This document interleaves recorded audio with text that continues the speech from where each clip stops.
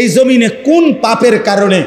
কোন অপরাধ জমিনে হলে আল্লাহ সবচেয়ে বেশি গুসা হয়, আল্লাহর প্রেস্টিজে লাগে, আল্লাহর আত্মসম্মানে লাগে। খোদার কসম নবী বলছে,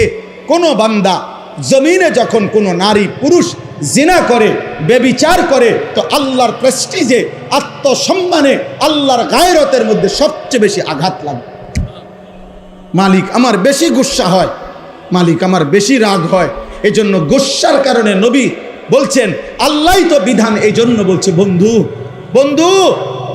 ওই জেনা করলো, ও ব্যভিচার করলো আমার জমিনে, ওরে খাওয়াইলাম আমি, ওরে পড়াইলাম আমি, এত বড় কায়নাত দিয়ে আমি তাকে লালন পালন করছি, ওরে আমি বলছি তার জন্য আমি হালাল বিবাহের ব্যবস্থা রাখছি, ওরে আমি বলছি তার স্ত্রী আমি ব্যবস্থা করেছি, ওর যৌন চাহিদা আমি আল্লাহ দিয়েছি, ওই নারী আমি সৃষ্টি করেছি, এই পুরুষ আমি সৃষ্টি করেছি, শাহওয়াত আমি সৃষ্টি করেছি, লজ্জাস্থানের চাহিদা আমি সৃষ্টি করেছি, এত কিছু আমার দেওয়া, ও আমার জমিনে আমার দেওয়া জিনিস পেয়ে নাফরমানি করলো। আল্লাহর নবীকে আল্লাহ বলছে, বন্ধু খবর লাগান, এটা যদি বিবাহিত পুরুষ এবং নারী হয়, এই জেনাকার পাথর মাইরা মাইরা ফেলেন, পাথর